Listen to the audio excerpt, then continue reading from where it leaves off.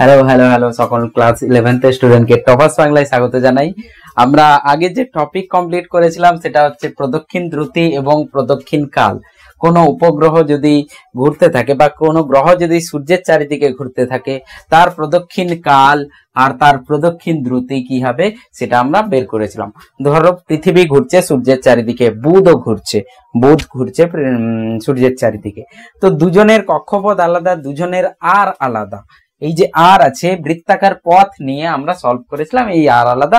তো আমরা ডিসকাস করেছিলাম বিভিন্ন গ্রহের কি হবে প্রদক্ষিণ দ্রুতি কি হবে আলাদা আলাদা হবে। ঠিক আছে, তো আমাদের যে পৃথিবী, সেই পৃথিবী 365 দিনে কিন্তু প্রায় 365 দিনে একবার প্রদক্ষিণ করে আসে সূর্যকে। ঠিক আছে, তো প্রদক্ষিণ দ্রুতি আর প্রদক্ষিণ কাল এগুলো আমরা বের করেছিলাম। এর সাথে রিলেটেড পার্ট যেটা আছে সেটা হচ্ছে কৃত্রিম উপগ্রহ। মাঝে মুক্তিবেগ আছে, মুক্তিবেগ পার্টটা এর পরে করাবো। ঠিক আছে, সো এর আগের যে ভিডিও আর এই ভিডিওর যে ডেরিভেশন, এই পুরো ডেরিভেশনটা কিন্তু একই। মানে আমরা কি করেছিলাম, সূর্যের চারিদিকে পৃথিবী ঘুরছে তার ডেরিভেশন করেছি।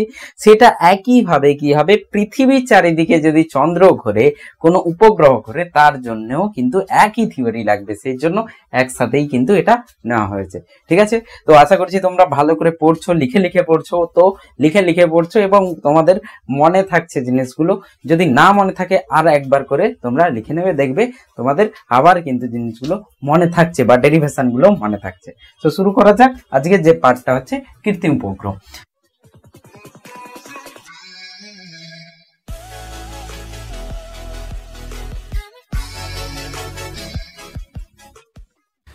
প্রদক্ষিণ দ্রুতি যে আমরা বের করেছিলাম, সেই প্রদক্ষিণ দ্রুতিতে কি বের করেছিলাম, কোনো একটা এম ভরের একটা কোনো বস্তু আছে, সেটা সূর্য হতে পারে, সেটা পৃথিবী হতে পারে।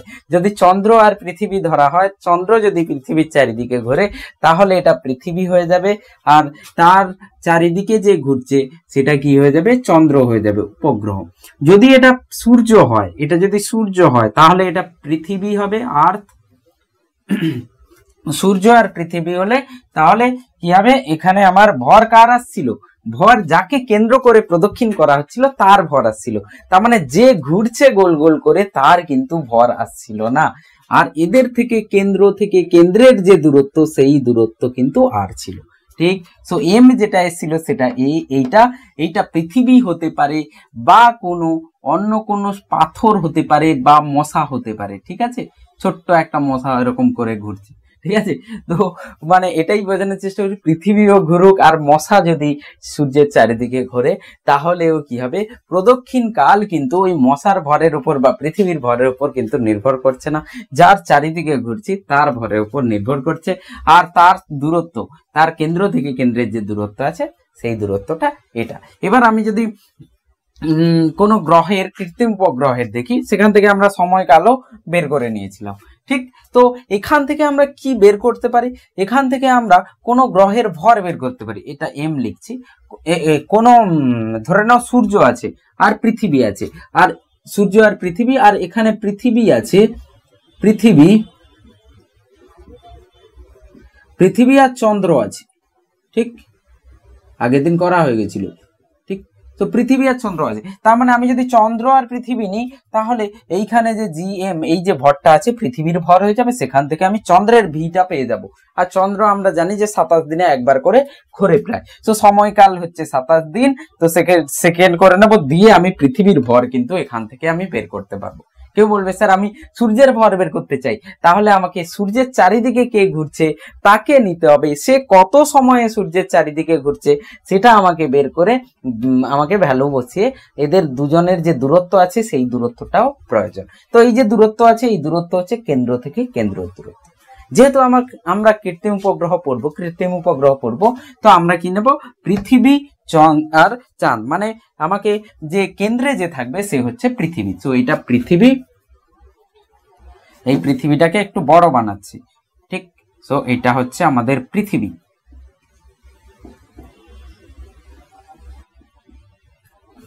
ঠিক, তার চারিদিকে কি হচ্ছে, এই কেন্দ্র থেকে কেন্দ্রের যে দূরত্ব সেইটা হচ্ছে আর এর পৃথিবীর ব্যাসার্ধ হচ্ছে আর ই বা ক্যাপিটাল আর। তো আমি এখান থেকে যদি উচ্চতা h নিই তাহলে ছোট আর দেখতে পাচ্ছি r প্লাস h। ঠিক আছে, ছোট আর। তো এই ছোট আরটাই তো এটা, এই ছোট আরটাই তো এটা, যেটা হচ্ছে পৃথিবীর থেকে কত উচ্চতায় আছে সেইটা আর পৃথিবীর যে ব্যাসার্ধ আছে সেই দুটো যোগফল করলে তাদের কেন্দ্র থেকে কেন্দ্রের দূরত্ব আমি পেয়ে যাব। ঠিক, তো এটা পৃথিবী আর এটা ধরে নাও চন্দ্র, প্রথমে চন্দ্র, তো এটা কৃত্রিম উপগ্রহ তো নয়, উপগ্রহ।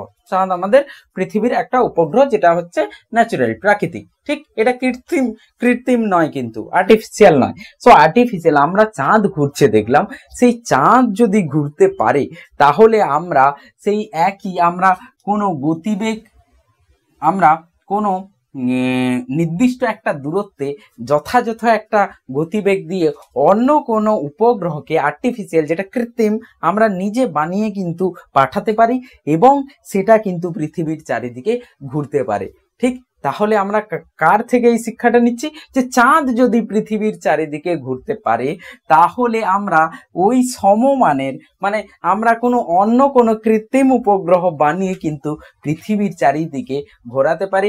কোনো যথাযথ দূরত্বে তাকে কিন্তু রাখতে হবে, তার একটা যথাযথ একটা গতিবেগ থাকবে, তাহলে হয়তো উপবৃত্তাকার বা বৃত্তাকার পথে কিন্তু পৃথিবীর চারিদিকে ঘুরতে পারবে, আর তাকে আমরা বলবো আর্টিফিশিয়াল স্যাটেলাইট বা কৃত্রিম হচ্ছে উপগ্রহ বলতে পারি। ঠিক, তো চাঁদ ঘুরছে, চাঁদের আমি সময়কাল জানি, কিন্তু আমাকে বিভিন্ন ধরনের অন্য কোনো, যেটা আমি বানিয়ে পাঠাচ্ছি এখান থেকে কোনো মিসাইল চালিয়ে কোনো কক্ষপথে গিয়ে কিন্তু সেই যে কৃত্রিম উপগ্রহ আছে তাকে কিন্তু যথাযথ দূরত্বে কিন্তু ঘোরানো যাবে, গতিবেগ দিয়ে পৃথিবীর চারিদিকে ঘোরানো যাবে।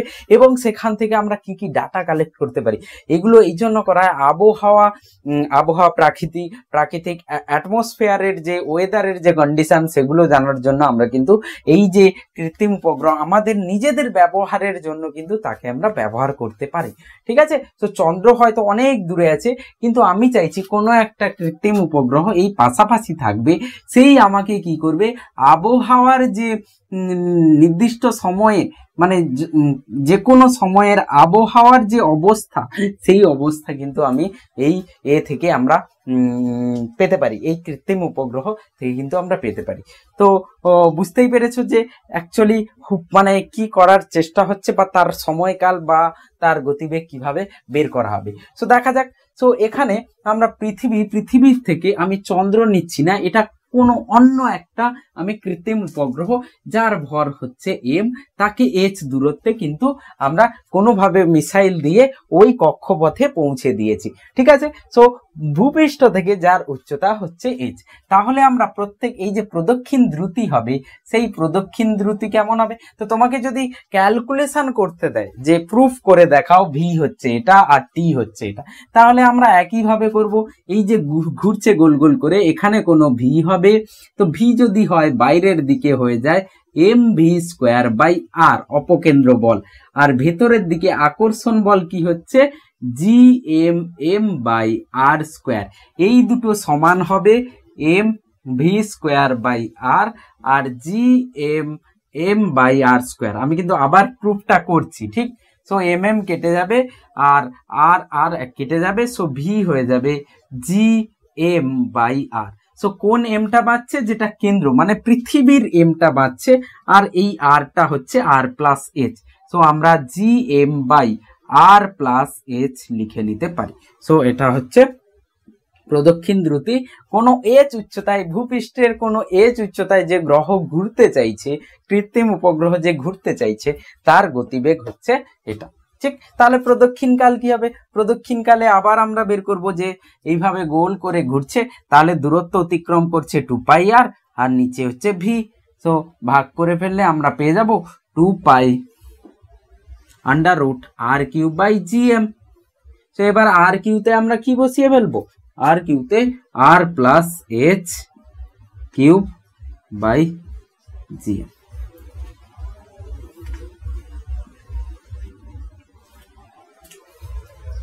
ঠিক আছে, সো এখান থেকে আমরা কিন্তু সময়কাল পেয়ে যাব। সো যে কোনো প্রদক্ষিণ দ্রুতি আর সময়কাল কিন্তু আমরা এখান থেকে পেয়ে যাব। এবার এখানে কি, যে আমরা পৃথিবীর নিকটতম কোনো কৃত্রিম উপগ্রহ পৃথিবীর কাছাকাছি আছে, ভূপৃষ্ঠ থেকে বেশি দূরে নয়, এই যে আর আছে, এই আর কত আছে 6400 কিলোমিটার, এই যে আর হচ্ছে, তো আমি বললাম যে ভূপৃষ্ঠ থেকে আমি চাইছি 1 কিলোমিটার উচ্চতায় রাখতে বা 2 কিলোমিটার উচ্চতায় রাখতে, ঠিক। তো 6000 কিলোমিটার 6200, তো 6000 এর সামনে আমি 2 কিলোমিটারকে কি করতে পারি, নগণ্য ধরতে পারি, বা 1 কিলোমিটারকে আমরা নগণ্য ধরতে পারি। কেন নগণ্য ধরবো? কারণ আমি 6400 নিয়ে ক্যালকুলেশন করব, 6402 নিয়ে ক্যালকুলেট করব, ক্যালকুলেশন প্রায় একই আসবে, ঠিক আছে। সেই জন্য আমরা দুইটাকে কিন্তু আমরা সরিয়ে নিতে পারি। তো আমি সেই কন্ডিশনে যাচ্ছি যেগুলো হচ্ছে পৃথিবীর নিকটতম কোনো উপগ্রহ, পৃথিবীর নিকটতম কোনো কৃত্রিম উপগ্রহ যদি থাকে তাদের ভি কি হবে। পৃথিবীর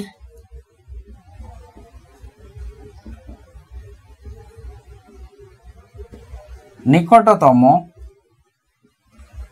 উপগ্রহ, কৃত্রিম উপগ্রহ, কৃত্রিম উপগ্রহ, উপগ্রহ, ঠিক। তাহলে তুমি বলবে স্যার তাহলে এই এইচটা তো প্রায় ছোট হবে, এইচ যদি ছোট হয় তাহলে R equals to R plus H, যেটা লেখা হচ্ছে এইচ প্রায় ছোট, তো আর কে আমি প্রায় আর এর সমান লিখতে পারি, এই যে ছোট আর কে। তো ছোট আর কে আর এর সমান আমি যদি লিখে ফেলি ছোট আর কে বা এইচ ছোট হয়ে যায়, তাহলে ভি যেটা আসবে সেটা হবে G M by R, G M by R চলে আসবে। আর সময়কাল যেটা আসবে সেটা আসবে এইচ কে 0 2 pi R cube by GM, 2 pi R cube by GM. তো এইটা আমাদের হয়ে যাবে কাছাকাছি, পৃথিবী ভূপৃষ্ঠের কাছাকাছি। তো নিকটতম কোনো উপগ্রহের জন্য ভি আর টি দেখো দূরত্বের উপর নির্ভর করছে না, কারণ দূরত্ব ওর কাছাকাছি আছে, ঠিক। তাহলে এই ভ্যালুটা এম ও ধ্রুবক, পৃথিবীর চারিদিকে ঘুরছে, সো পৃথিবীর ভর জি আমরা জানি, পৃথিবীর ব্যাসার্ধ আমরা জানি, সো এই যে ভি আর এই যে টি হবে সেই দুটো কিন্তু একটা ধ্রুবক ভ্যালু আসবে, ঠিক আছে। ধরো না একটা বড় কৃত্রিম উপগ্রহ বানিয়েছে আর একটা ছোট আছে, দুজনকেই ভূপৃষ্ঠের কাছাকাছি রেখেছি, তো দুজনের ভি আর টি সমান হবে, কারণ যে কৃত্রিম উপগ্রহ ঘুরছে তার ভরের উপরে কিন্তু নির্ভর করছে না ওর সময়কাল বা ওর ভি, ঠিক আছে। ওকে, সো দেখা যাক। সো এখান থেকে আমি ভি বের করতে পারি, বা ভি কে আমি এমন লিখতে পারি জিএম বাই আর। তুমি দেখো একে আমি GM by R square into R লিখতে পারি, জিএম বাই আর স্কোয়ার। তো জিএম বাই আর স্কোয়ার তুমি যদি লেখো, এই যে পার্টটা হচ্ছে এটা হচ্ছে জি, ভূপৃষ্ঠের কাছাকাছি অভিকর্ষ ত্বরণ, সো ভি যেটা হয়ে যাবে সেটা আন্ডার রুট জি আর হয়ে যাবে। সো ভূপৃষ্ঠের নিকটতম যে এ থাকবে, ভূপৃষ্ঠের কাছাকাছি যে উপগ্রহ থাকবে কৃত্রিম উপগ্রহ, তার গতিবেগ যেটা হবে আন্ডার রুট জি আর। তো জি হচ্ছে 9.8 ইন্টু আর হচ্ছে 6400 কিলোমিটার, সো 10⁻³ মিটারে করে নিয়েছি। সো এটা যদি তুমি ক্যালকুলেট করো তুমি দেখবে প্রায় এটা আসবে 7.9 কিলোমিটার পার সেকেন্ড, ঠিক। তো আমি বলতে পারি প্রায় 8 কিলোমিটার পার সেকেন্ড। তো ভূপৃষ্ঠের কাছাকাছি যে কৃত্রিম উপগ্রহ থাকে তাদের যে গতিবেগ হয় প্রত্যেকটারই ভরের ওপর নির্ভর করছে না, সেটা হচ্ছে 8 কিলোমিটার পার সেকেন্ডের কাছাকাছি কিন্তু হয়ে যায়, ঠিক। বইতেই আছে প্রুফ। এবার আমরা এর সময়কাল বের করে নিই, কার, এই যে গ্রহ ঘুরছে উপগ্রহ তার হচ্ছে সময়কাল। সো টি আমি যদি বের করতে চাই, তুমি দেখো এই আরটাকে এখান থেকে আর স্কোয়ারকে আমি নিচে আনতে পারি, মানে এরকম 2 pi R by G M by R square, যেটা হয়ে যাবে জি ছোট G, so 2 pi under root R by small G. এবার ক্যালকুলেশন করতে সুবিধে হবে, নাহলে ক্যাপিটাল জি বসাতে হবে, এম বসাতে হবে, দিয়ে ক্যালকুলেট করতে হবে, ঠিক আছে। সো 2 পাই 6400 ইন্টু 10⁻³ বাই 9.8, ঠিক। ক্যালকুলেশন পারপাসে 10 ধরেও করা যেতে পারে, এখানে 10 ধরে। সো এই যে ভ্যালুটা আসবে 5803 সেকেন্ড, আসবে প্রায় 1 আওয়ার 24 সেকেন্ড, 1 আওয়ার 24 মিনিটস, 1 ঘন্টা 24 মিনিটে কিন্তু প্রদক্ষিণ করে ফেলে, 1 ঘন্টা 24 মিনিটে প্রদক্ষিণ করে ফেলে, বইতে আছে দেখবে।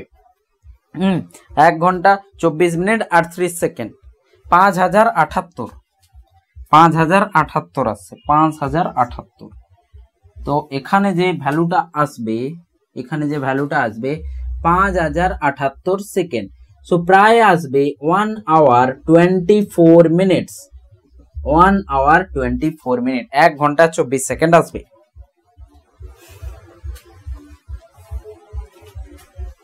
ঠিক আছে, তো এই হচ্ছে গ্রহ উপগ্রহ। তোমাদের যদি ক্যালকুলেট করতে দেয় তাহলে হচ্ছে নিকটতম পৃথিবী ভূপৃষ্ঠের কাছাকাছি কোনো গ্রহ আছে সেই গ্রহের জন্য কিন্তু এই ক্যালকুলেশন করতে দেবে।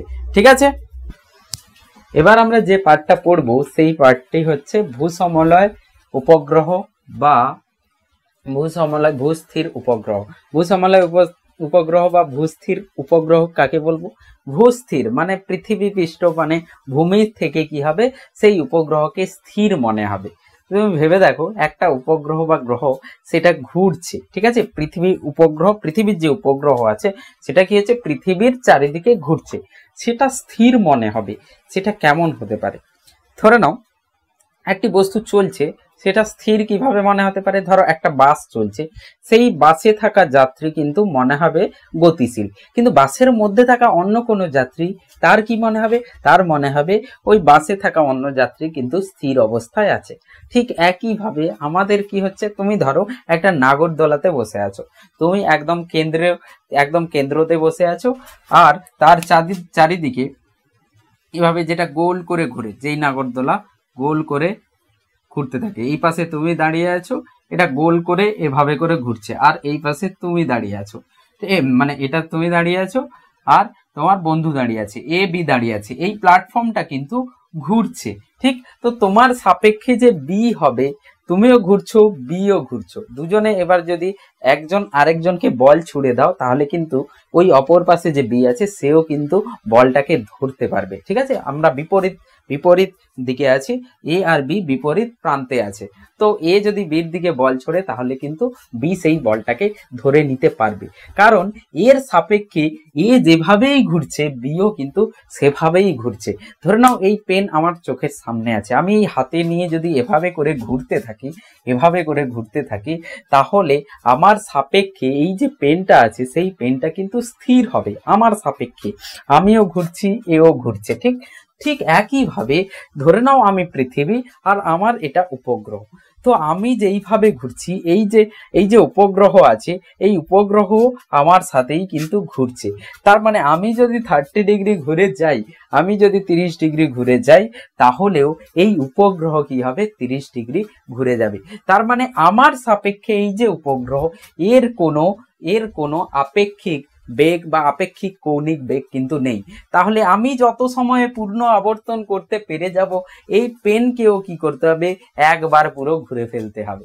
তো তাহলে ভূস্থির উপগ্রহতে পৃথিবী পৃষ্ঠ থেকে এটা তখনই স্থির মনে হবে, কোনো উপগ্রহ তখনই স্থির মনে হবে পৃথিবী একবার ঘুরতে যত সময় লাগাবে, তত সময়ে এই যে উপগ্রহ আছে সেও একবার পুরো ঘুরে ফেলবে। ঠিক আছে, সেও পুরো একবার ঘুরে ফেলবে, তাহলে কি মনে হবে, ভূপৃষ্ঠ থেকে ওটা স্থির মনে হবে। তাহলে স্যার পৃথিবী তো একবার নিজের অক্ষের চারিদিকে ঘুরতে 24 ঘন্টা সময় লাগে, তাহলে ভূসমলয় বা ভূস্থির উপগ্রহ যে আছে সেও কিন্তু 24 ঘন্টায় পৃথিবীকে একবার ঘুরে ফেলবে। তাহলে ভূসমলয় বা ভূস্থির উপগ্রহর যে সময়কাল হবে সেই সময়কাল কি হবে, 24 ঘন্টা হয়ে যাবে। এবার কতগুলো ডাটা এখানে লেখা আছে দেখো, যে বৃত্তাকার কক্ষপথ ধরে আমরা কিন্তু সলভ করব। মানে পৃথিবীর এই আছে পৃথিবী,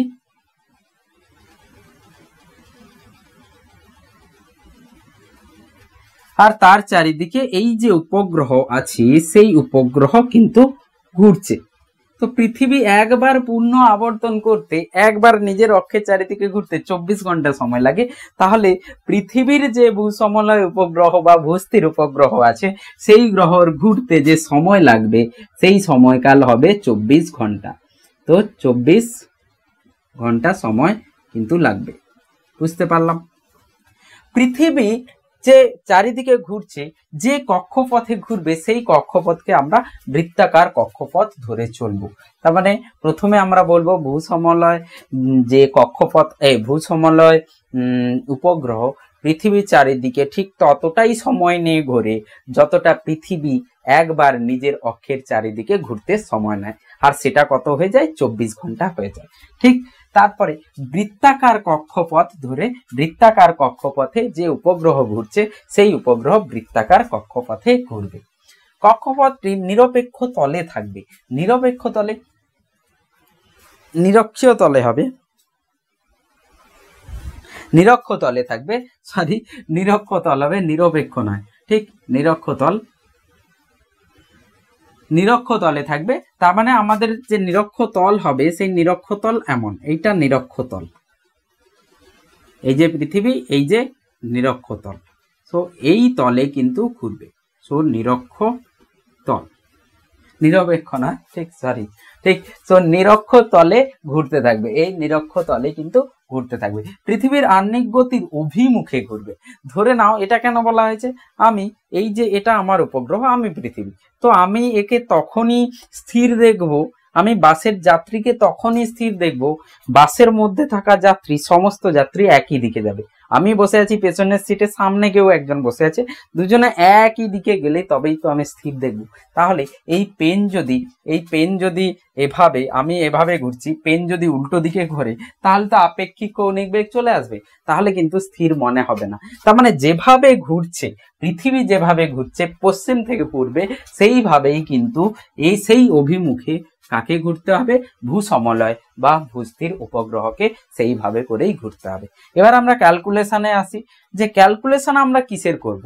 আমরা তো সময়কাল জেনে গেছি 24 ঘন্টা, 24 ঘন্টা জেনে গেছি, তার থেকে আমরা এই ক্যালকুলেশন করতে পারি যে কোনো ভূস্থির উপগ্রহ পৃথিবীর কেন্দ্র থেকে কত দূরে অবস্থিত হতে পারে।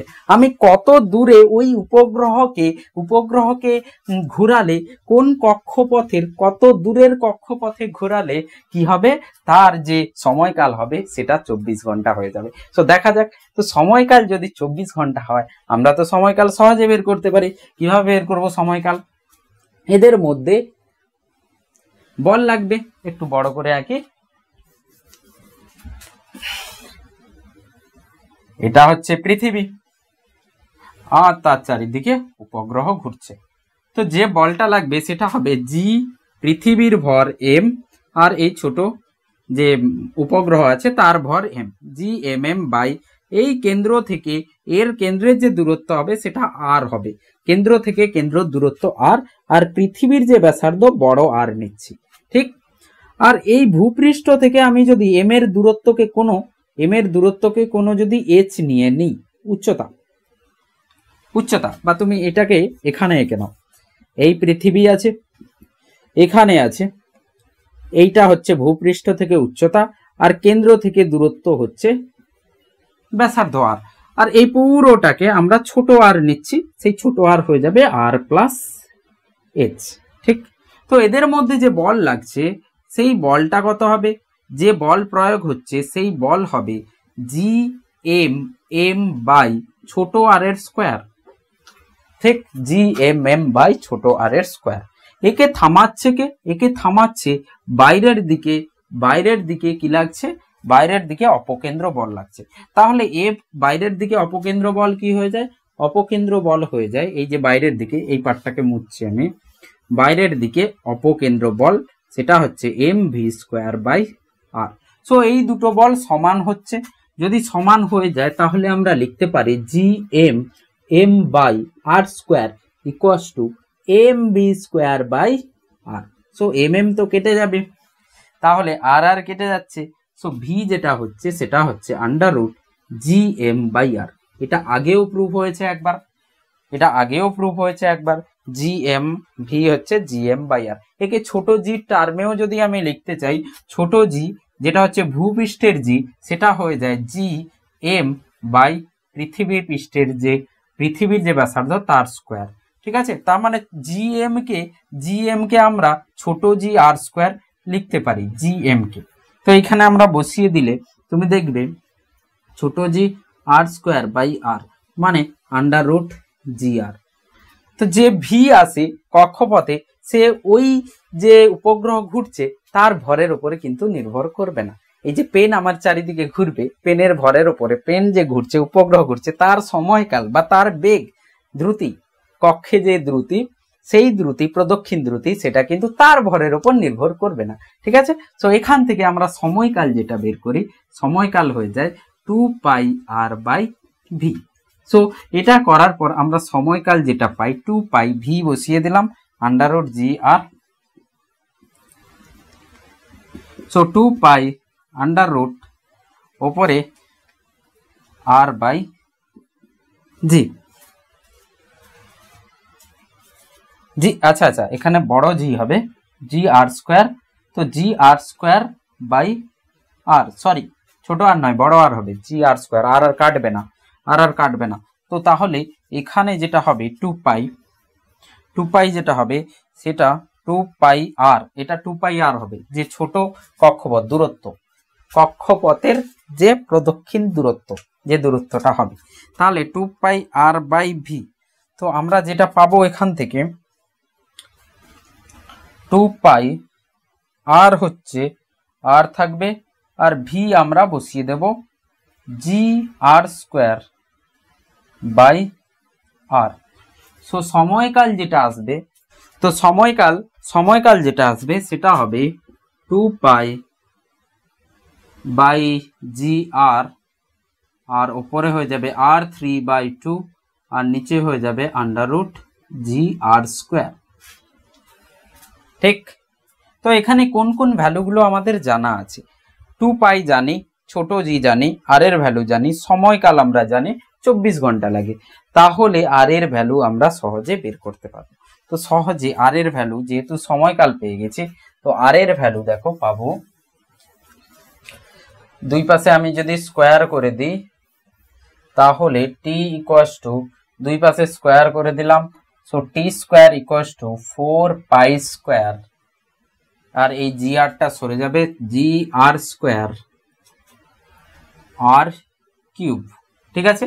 সেই যে কোপারনিকাস কেপলারের যে তৃতীয় সূত্র, সেইটা যে প্রদক্ষিণ করছে তার সময়কালের যে বর্গ হবে, তা বর্গমূল হবে, স্কোয়ার হবে, সেটা ঘনফলের সমানুপাতিক হয়ে যাবে তাদের যে দূরত্ব আছে। তো এইটা পেলাম। সো এখান থেকে আমি আর যে পাবো, সেই আরটা তাহলে কিভাবে লিখবো দেখো, এখানে পরপর করে কোথায় লিখি, এটা লেখা হয়েছে, এটাকে ক্লিয়ার করছি। সো টি যেটা পেয়েছি সেই t² হয়ে গেছে 4π² r³/GR²। সো r³ হয়ে যাবে t² GR²/4π², এখান থেকে 1/3। সো এটা হয়ে যাবে সেই আর যেটা কেন্দ্র থেকে আর হচ্ছে। সো আমি টি 24 ঘন্টা, 24 গুণিতক 24 ঘন্টা 3600 সেকেন্ড, 24 গুণিতক 3600 সেকেন্ড স্কোয়ার, G9.8, তারপরে আর হচ্ছে 6400 কিলোমিটার, সবই বসাচ্ছি দেখো,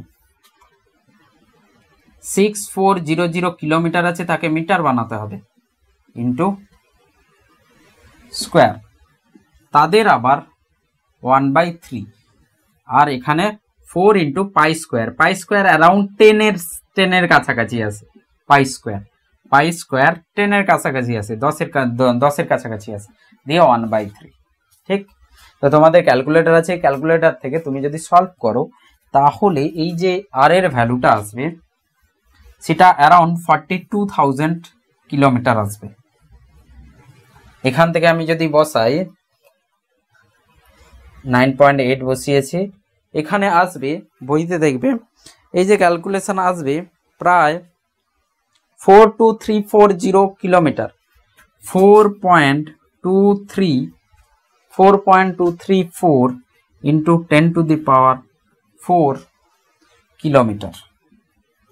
আর যেটা আসবে সেটা এটা আসবে, মানে হচ্ছে 42,340 কিলোমিটার। তাহলে ভূস্থির যে উপগ্রহ সে যে কক্ষপথে ঘুরবে সেই কক্ষপথের ব্যাসার্ধ হয়ে যাবে 42,340 কিলোমিটার। ঠিক, কিন্তু এখানে পৃথিবীও আছে। তো ভূপৃষ্ঠ থেকে যদি দেখা যায় সেটা কত হবে?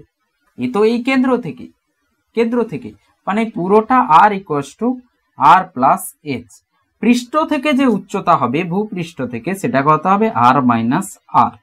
সো সেটা 42340 মাইনাস 6400 কিলোমিটার। ঠিক, তো তাহলে এখান থেকে তুমি পাবে অ্যারাউন্ড 40, 9 4 13 আর 6 12 35,940 কিলোমিটার, যেটাকে আমরা প্রায় 36,000 ধরে নিতে পারি। তো ভূপৃষ্ঠ থেকে 36,000 কিলোমিটার দূরে উচ্চতায় যদি কোনো গ্রহ, কোনো উপগ্রহকে আমি ঘোরাই, তাহলে সেই উপগ্রহ 24 ঘন্টা সময় নিয়ে পৃথিবীর চারিদিকে ঘুরবে। আর সেটা কি হবে? স্থির মনে হবে। সেই জন্য আমরা কি বলি? ভূস্থির উপগ্রহ। ঠিক, তো ক্যালকুলেশন যদি দেয় তোমার, এই ক্যালকুলেশন তোমাকে প্রুফ করে দেখাতে হবে যে এটা দেখাও যে কোনো ভূসমলয় বা ভূস্থির উপগ্রহ যে উচ্চতায় থাকে সেই উচ্চতা হচ্ছে 36,000 কিলোমিটার। তো তোমাকে প্রমাণ করে এটা দেখাতে হবে।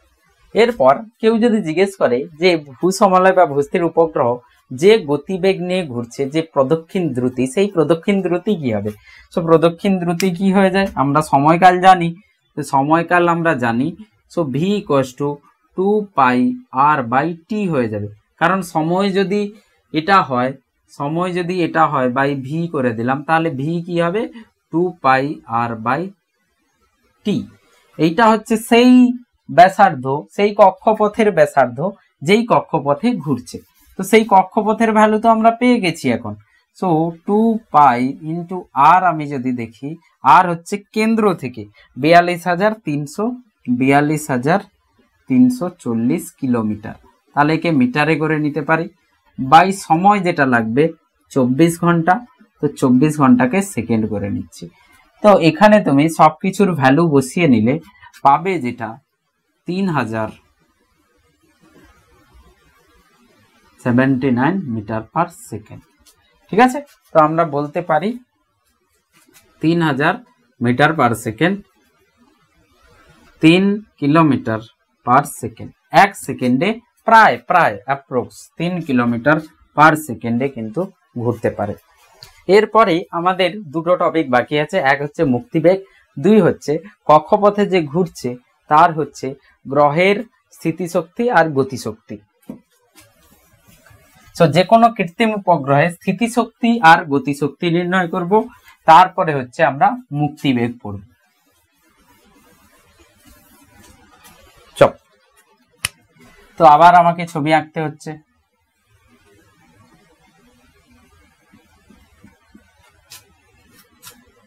পৃথিবী, আর এটা হচ্ছে কোনো গ্রহ। ঠিক, তো তাহলে কি হবে দেখো, পৃথিবী আর গ্রহ, তো আমাদের কৃত্রিম উপগ্রহের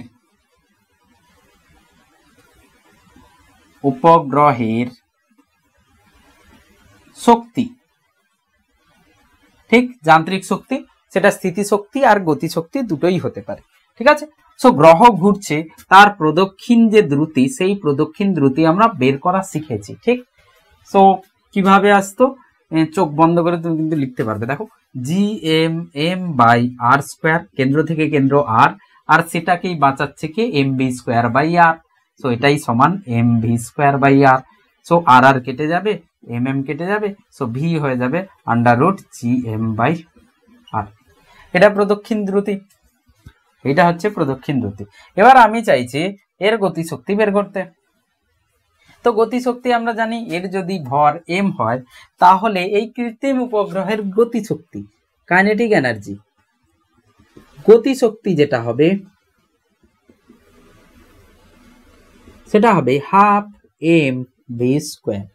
ওকে, সো গতিশক্তি, kinetic energy ½ mgm by R, capital M। তাহলে যেটা পাচ্ছি সেটা হচ্ছে জি এম এম বাই 2r। ঠিক, এটা কিন্তু তোমাদের কি হবে, মনে রাখতে হবে,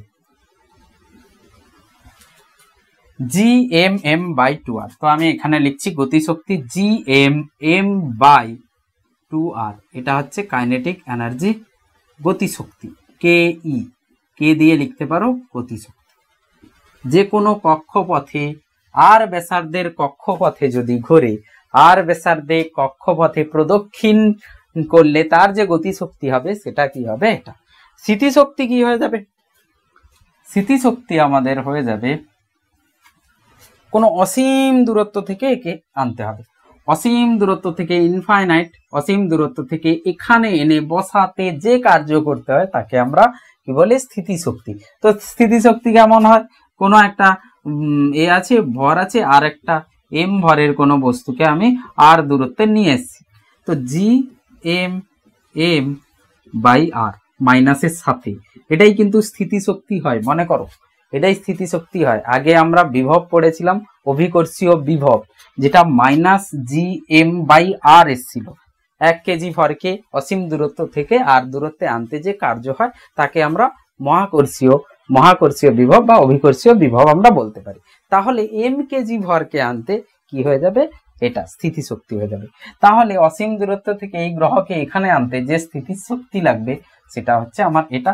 তাহলে এই স্থিতিশক্তি ফর্মুলা তাহলে কি হয়ে যাবে, G potential energy G M M by R, সাথে একটা মাইনাস থাকবে। ঠিক, তো কক্ষপথে আর ব্যাসার্ধের কক্ষপথে ঘুরলে প্রদক্ষিণ করলে স্থিতিশক্তি এটা, গতি আর গতিশক্তি এটা, স্থিতিশক্তি এটা। তাহলে বলতে পারবে স্যার তাহলে তো আমরা যান্ত্রিক শক্তি জানি, যান্ত্রিক শক্তি হচ্ছে স্থিতিশক্তি আর গতিশক্তির যোগফল। তো যান্ত্রিক শক্তি যেটা হবে ই, সেই ই হয়ে যাবে কাইনেটিক এনার্জি প্লাস ইউ। ঠিক, তো এখানে আমি যদি যোগ করি minus G M M by R plus G M M by 2r, এটাই হয়ে যাবে মোট যান্ত্রিক শক্তি, মোট শক্তি, এটা মোট যান্ত্রিক শক্তি। সো ই হচ্ছে যান্ত্রিক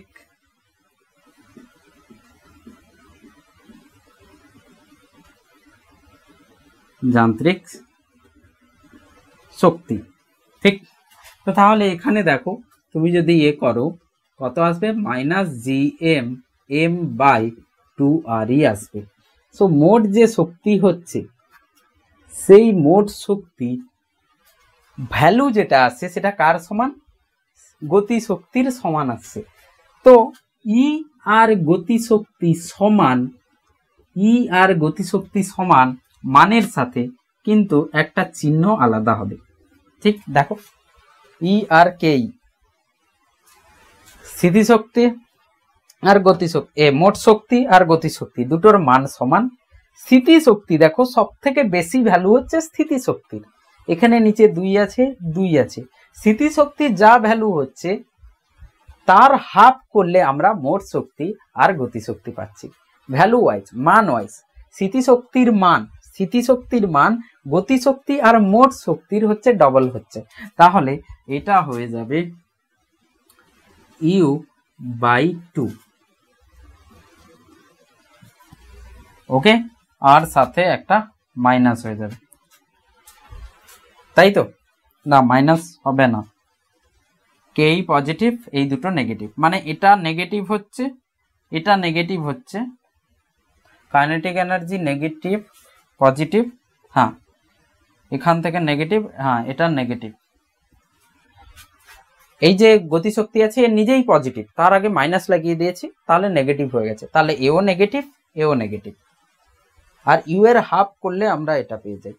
তো কেউ চাইলে এভাবে মনে রাখতে পারো যে শক্তিটা হচ্ছে ই, মোট শক্তি, সেটা কাইনেটিক গতিশক্তির নেগেটিভ, কারণ গতিশক্তিটা পজিটিভ।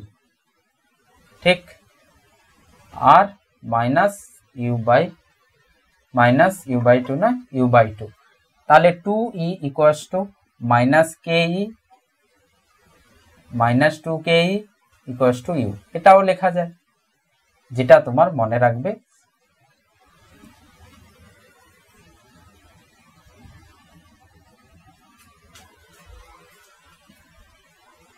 ঠিক আছে। এদের যে গ্রাফ হয়, এদের যে গ্রাফ, সেই গ্রাফটা আমি বলে দিচ্ছি কেমন হয়। পুরো কৃত্রিম উপগ্রহের তিনটে শক্তি, মোট যান্ত্রিক শক্তি, গতি শক্তি আর স্থিতি শক্তি, এদের যে গ্রাফ হবে সেই গ্রাফটা এমন হবে। দেখো কোথায় কি এই এখানে আঁকি, যারা লিখতে চাও লিখে নেবে। এদের গ্রাফ আর এর সাথে এখানে শক্তি, কোন শক্তি? তিনটেই শক্তি। ইউ হতে পারে, কে ই হতে পারে, ই হতে পারে, তিনটে একসাথেই আঁকা হচ্ছে। তো আমি যদি কাইনেটিক এনার্জি আঁকি, তুমি দেখো এটা হচ্ছে ওয়াই, এটা হচ্ছে 1/x এর এতে হচ্ছে, মানে এরকম 1/x, এটা হয়ে যাবে kinetic energy. So kinetic energy positive থাকবে, এভাবে হবে, ঠিক। তার যদি নেগেটিভ করে ফেলি, কাইনেটিক এনার্জির যদি নেগেটিভ করে ফেলি, তাহলে মোট যে শক্তিটা আছে সেটা আসবে। মোট শক্তি হচ্ছে কাইনেটিক এনার্জির নেগেটিভ। তাহলে এখানে যদি আয়না বসিয়ে দিই, যে আয়নার ছবি তৈরি হবে সেটা কি হয়ে যাবে? মোট শক্তি হয়ে যাবে। মোট শক্তি এটা হয়ে যাবে। আর সব থেকে বেশি নেগেটিভে ইউ, তার মানে আরো নিচে আসবে, সেটা হচ্ছে ইউ। তো এটা ইউ আর এটা হচ্ছে ই। তো এইভাবে করে কিন্তু গ্রাফটা আসবে। সো এটা হচ্ছে স্থিতিশক্তি। হ্যাঁ, স্থিতিশক্তি যে সব থেকে ভ্যালু বেশি আর নেগেটিভ দিকে, তো নেগেটিভ দিকে বেশি ভ্যালু, নেগেটিভ দিকে বড়। তার থেকে নেগেটিভ হচ্ছে মোট শক্তি, কিন্তু তার ভ্যালুটা একটু কম, ভ্যালুটা মানটা কম, তো উপরে আছে। আর কাইনেটিক এনার্জি যেটা আছে স্থিতিশক্তি, সে তো পজিটিভ হবে, তো পজিটিভ আছে। তো এইভাবে করে পুরো শক্তিকে আমরা বিশ্লেষণ করতে পারি। এরপরে আমরা যে টপিকটা পড়বো একদম শেষ টপিক এবং খুবই ইম্পর্টেন্ট, মুক্তি বেগ বা মুক্তির দ্রুতি। তো তোমরা নামেই বুঝতে পারছো, মুক্তি মানে কেউ মুক্তি পেতে চাইছে, ঠিক আছে, কেউ মুক্তি পেতে চাইছে, যেমন তোমরা পড়ার থেকে মুক্তি পেতে চাও, ঠিক আছে। তো সেইভাবে কেউ কি করতে চাইছে? মুক্তি পেতে চাইছে। পড়ার থেকে মুক্তি পেতে হলে কি করতে হবে? ভালো করে পড়তে হবে। যেই জিনিসে ভয় পাচ্ছ সেই জিনিসের উপর লেভেল পর্যন্ত পৌঁছে যেতে হবে। যেমন চিল বৃষ্টিতে ভিজবে না বলে বৃষ্টির উপরে চলে যায়, তো সেই একইভাবে পড়ার থেকে পড়ার থেকে মুক্তি পাওয়ার জন্য ভালো করে পড়ে পড়ার ভয়টাকে কাটিয়ে ফেলতে হবে, ঠিক আছে। তো এখানে আমাদের মুক্তি বেগে, মুক্তি কে পেতে চাইছে? কোনো একটা বস্তু ভূপৃষ্ঠে আছে, সে কি করতে চাইছে? মুক্তি পেতে চাইছে। কার থেকে মুক্তি পেতে চাইছে? যে মহাকর্ষ বল এ কি করছে, যেই মহাকর্ষ বলের দ্বারা এ আকৃষ্ট হয়ে আছে ভূপৃষ্ঠের দিকে, যে অভিকর্ষ বলের জন্য এ এখানে আছে বা আমরা পৃথিবীর উপরে বাস করতে পারছি বা থাকতে পারছি, সেখান থেকে মহাকর্ষীয় ক্ষেত্র থেকে কি করতে চাইছে? মুক্তি পেতে চাইছে। মানে কি? ধরে নাও আমরা যে এই পৃথিবীর উপর দাঁড়িয়ে থাকতে পারছি বা থাকতে পারছি, সেটা কার জন্য? মাধ্যাকর্ষণ বল লাগছে, অভিকর্ষণ বল লাগছে। সেই অভিকর্ষ বলের জন্য আমরা ভূপৃষ্ঠের আমরা পৃথিবীর কেন্দ্রের দিকে কি করছে? একটা বল প্রয়োগ হচ্ছে, যার জন্য আমরা সবাই কিন্তু ভূপৃষ্ঠের উপরে থাকতে পারছি। তো ভেবে দেখো, হঠাৎ করে কোনোভাবে মাধ্যাকর্ষণ বল শূন্য হয়ে গেল, আকর্ষণ বল শূন্য হয়ে গেছে, তখন কি হবে? আমরা কেউ এর উপরে থাকতে পারবো না। কারণ আমি বলেছিলাম, একটা খাতার উপরে তুমি চিনি নাও, চিনি ছড়িয়ে খাতাটাকে ঘোরাতে শুরু করো, তাহলে কি হবে? অপকেন্দ্র বলের জন্য সব চিনিগুলো বাইরে ছিটকে পড়বে। তো আমরাও সেই চিনির মতো, আর খাতা হচ্ছে পৃথিবীর মতো। তো পৃথিবী যখন ঘুরবে সবাই কিন্তু আমরা ছিটকে চলে যাবো, ঠিক আছে। তো সেই জন্য পৃথিবীর যে আকর্ষণ আছে সে কিন্তু আমাদেরকে ধরে রেখেছে। তো এই যে এম ভরের বস্তু আছে, এর এখন যে শক্তিটা আছে, সেই শক্তি কত আছে? এর তো কোনো গতি শক্তি নেই, ½ mv², ½ m0², তাহলে গতিশক্তি তো 0, কিন্তু এর যে স্থিতি শক্তি আছে -gm পৃথিবীর আর, কেন্দ্র থেকে আর দূরত্বে আছে। ছোট কোনো বস্তুর কথা বলা হচ্ছে, ছোট বস্তু একটি পাথর, ঠিক। তো এই শক্তি কিন্তু আছে। তার মানে কি হচ্ছে? আমি এই পেনটাকে যদি ছুড়ে দিই উপর দিকে, আবার ফিরে আসবে। আমি আরেকটু গতিবেগ বাড়ালাম, আবার উচ্চতায়, সর্বোচ্চ উচ্চতায় পৌঁছে যাবে, আবার ফিরে আসবে। আবার জোরে ছুড়লাম, আবার উপরে গেল, আবার কিন্তু ভূপৃষ্ঠের যে পৃথিবীর যে আকর্ষণ বল আছে তার জন্য কিন্তু এই একটা উচ্চতায় গিয়ে স্থির হয়ে যাবে, গতিবেগ শূন্য হবে সর্বোচ্চ উচ্চতায়, তারপরে আবার পৃথিবীর দিকে ফিরে আসবে। তার মানে আমি যতবার গতিবেগ বাড়াচ্ছি, এই কি করছে? কোনো না কোনো জায়গায় গিয়ে কি হচ্ছে? উচ্চতা একটা পৌঁছচ্ছে, প্রত্যেকবার সেই সর্বোচ্চ উচ্চতাটা বাড়ছে গতিবেগ বাড়ানোর জন্য। তাহলে কি আমরা এটা ভাবতে পারি স্যার আমরা কোনো একটা গতিবেগ দিয়ে একে এমন গতিবেগ দেব এ আর ফিরে আসবে না, মানে এমন কোনো গতিবেগ দেব, এমন কোনো উচ্চতায় চলে যাবে পৃথিবীর থেকে, আর পৃথিবী তাকে আকর্ষণ করতে পারবে না। মানে মহাকর্ষীয় যে ক্ষেত্র আছে, অভিকর্ষীয় যে ক্ষেত্র আছে, সেই অভিকর্ষীয় ক্ষেত্রের বাইরে চলে যাবে। তাহলে আমার প্রভাব, এই যে পৃথিবীর প্রভাব যেটা আছে সেটা ধরে নাও এই জায়গা পর্যন্ত আছে পৃথিবীর প্রভাব, মানে মহাকর্ষীয় ক্ষেত্র। আমি এমন গতিবেগ দিলাম এ সেই ক্ষেত্রের বাইরে চলে গেল, তাহলে কিন্তু আর পৃথিবী ওকে টেনে আনতে পারবে না। তার মানে এ মহাকর্ষীয় বা অভিকর্ষ ক্ষেত্রের বাইরে চলে গেছে, অভিকর্ষ ক্ষেত্র থেকে মুক্তি পেয়েছে। ঠিক, তার মানে কখনো যদি মুক্তি বেগ বলে, মুক্তি বেগ কোনো বস্তুর মুক্তি বেগ বা মুক্তি দ্রুতি আমরা এভাবে লিখব যে কোনো বস্তু, পৃথিবীর ওপরে থাকা কোনো বস্তু সব সময় পৃথিবীর কেন্দ্রের দিকে আকৃষ্ট হয়। সেই মহাকর্ষ বলের জন্য আমরা যখন কোনো বস্তুকে ওপর দিকে ছুড়ে দিই, সেই বস্তু আবার কিন্তু ভূপৃষ্ঠের দিকে ফিরে আসে, ভূকেন্দ্রের দিকে ফিরে আসে। ঠিক, সো সেটা কার জন্য হচ্ছে? এই মহাকর্ষীয় ক্ষেত্র থাকার জন্য। গতিবেগ যদি বাড়াতে থাকে তাহলে উচ্চতাও বাড়তে থাকে, তো পৃথিবী থেকে আরো দূরে সরে যেতে থাকে। এমন একটি গতিবেগ দিলাম যেই গতিবেগের কারণে বস্তু মহাকর্ষীয় ক্ষেত্র থেকে বা অভিকর্ষ ক্ষেত্রের প্রভাব থেকে বাইরে চলে যায়, আর কখনো কি হয় ভূপৃষ্ঠের দিকে বা ভূকেন্দ্রের দিকে আর কোনোদিন ফিরে আসতে পারে না। তো সেই গতিবেগ, যেই গতিবেগের জন্য ও মহাকর্ষীয় ক্ষেত্রের বাইরে চলে যাচ্ছে, মুক্ত হয়ে যাচ্ছে মহাকর্ষীয় ক্ষেত্র থেকে, সেটাকেই আমরা কি বলবো? মুক্তিবেগ বলবো। তো তাহলে স্যার মুক্তিবেগের কি কোনো নির্দিষ্ট ভ্যালু আছে? অবশ্যই মুক্তিবেগের একটা নির্দিষ্ট ভ্যালু আছে। সেই গতিবেগ দিয়ে দিতে পারলে যে কোনো বস্তু কি হয়ে যাবে? ভূপৃষ্ঠে যে আকর্ষণ আছে তার থেকে বাইরে চলে যেতে পারে। ঠিক, তো সেটা আমরা ক্যালকুলেট করব। তো সবাই এটা জানবে যে ভূপৃষ্ঠের ওপরে থাকা কোনো বস্তু, স্থির বস্তু, তার কোনো গতিশক্তি থাকে না, তার স্থিতিশক্তি থাকবে। সেই স্থিতিশক্তি হচ্ছে -gm/r। ঠিক, যদি একে অসীম দূরত্বে আমি পাঠিয়ে দিই, অসীম দূরত্বে, ইনফিনিটিতে, সেই ইনফিনিটিতে যাওয়ার পর এ আর ফিরে আসছে না। অসীম দূরত্বে আমি পাঠিয়ে দিলাম, আর ফিরে আসছে না।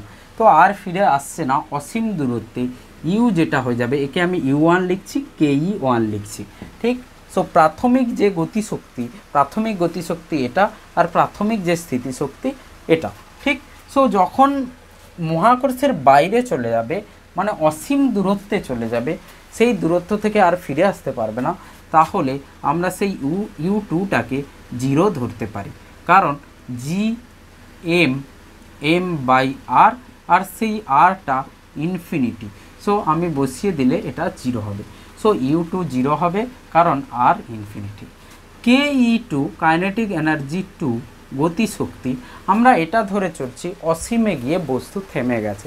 অসীমে গিয়েও যদি v গতিবেগ থাকে তাহলে আমরা কাইনেটিক এনার্জি আমরা 12mv² লিখব, কিন্তু আমরা সেটা লিখব না। আমরা এটা চাইছি মিনিমাম হচ্ছে কত ভ্যালু দিলে, মিনিমাম কত গতিবেগ দিলে এ কি করবে? ওখানে চলে যাবে, মানে পৃথিবীর মহাকর্ষের প্রভাব থেকে বাইরে চলে যাবে। মিনিমাম কত ভ্যালু দিলে, তো মিনিমাম দেওয়া মানে মিনিমাম এ গিয়ে কি হবে? থেমে যাবে অসীমে গিয়ে কোনো গতিবেগ আমরা চাইছি না, অসীমে গিয়ে জাস্ট থেমে যাবে। তো কাইনেটিক এনার্জি কি হয়ে যাবে? 0। সো এখানের যান্ত্রিক শক্তি হয়ে যাবে E2 0, আর এখানের যান্ত্রিক শক্তি E1 কি হয়ে যাবে? 0 - gm/r²। ঠিক, আচ্ছা, এবার কথা হচ্ছে এটা প্রথমে ছিল, এবার আমি কি করতে পারি? এই যে শক্তি আছে, এই যে শক্তি ke1, এই ke1 শূন্য ছিল, এবার আমাকে কি করতে হবে, ওকে ওপর দিকে এমনভাবে ছুটতে হবে যার জন্য কি হবে, ও পৃথিবী পৃষ্ঠের বাইরে চলে যাবে। তো এখন আমরা কোনো ভি একে প্রদান করব, জিরো তো নয়। আমাকে কেউ যদি বলে এই পেনটা আছে এর স্থিতিশক্তি, এর টোটাল শক্তি কত হবে, তাহলে আমি বলবো হাফ এম ভি স্কোয়ার, মানে ভিটা হচ্ছে জিরো, তাহলে হাফ এম ভি স্কোয়ার, গতিশক্তি শূন্য হয়ে যাবে, কিন্তু এর স্থিতিশক্তি হয়ে যাবে এটা। এবার আমি একে মহাকর্ষের ক্ষেত্র প্রভাব থেকে বাইরে পাঠিয়ে দিতে চাইছি, তাহলে একে কোনো গতিবেগ দিতে হবে, তার মানে কোনো গতিবেগ ভি প্রদান করা হয়েছে, সেই গতিবেগের জন্য এ বাইরে চলে গেছে, সেই গতিবেগের জন্য এ বাইরে চলে গেছে। তাহলে এই যে E1টা যখন ছোড়া হচ্ছে তখন হাফ এম ভি স্কোয়ার হবে, জিরো হবে না, হাফ এম ভি স্কোয়ার হবে, কারণ আমি ওকে এখন বাইরে বের করতে চাইছি, মহাকর্ষীয় ক্ষেত্র থেকে মুক্ত করতে চাইছি। ঠিক আছে, তো তাহলে E1 যেটা হবে সেটা এটা, আর E2 হচ্ছে এটা। এবার আমরা কার্যশক্তি উপপাদ্য থেকে জানি, যদি আমাদের কোনো অপচয়ী বল না থাকে, নন কনজারভেটিভ ফোর্স যদি না থাকে, তাহলে যান্ত্রিক শক্তির সংরক্ষণ হয়। তাহলে E2 কি হয়ে যাবে, E1 এর সমান হবে। আমরা কি নেগলেক্ট করছি, এয়ার রেজিস্ট্যান্স, বাতাসের দ্বারা যে ঘর্ষণ সেইটা আমরা ধরছি না, তো অপচয়ী কোনো বল নেই, তাহলে E1 E2 সমান হবে। তাহলে আমি বলতে পারি